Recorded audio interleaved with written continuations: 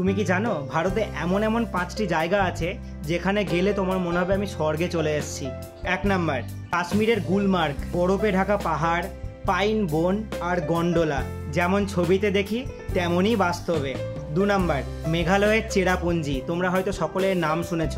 পৃথিবীর সবথেকে বেশি বৃষ্টিপাত যেখানে হয়, জীবন্ত রুট ব্রিজ আর মেঘে ঢাকা গ্রাম। 3 নাম্বার সিকিমের জুলুক, আকাশ ছোঁয়া রাস্তা, সূর্যোদয়ের অসাধারণ দৃশ্য, এটা যেন এক স্বপ্নের মতো জায়গা। 4 নাম্বার কেরালার মুন্নার, চা বাগানে ঢাকা সবুজ পাহাড়, কুয়াশা আর শান্ত পরিবেশ, ঠিক যেন একটা শান্তির রাজ্য।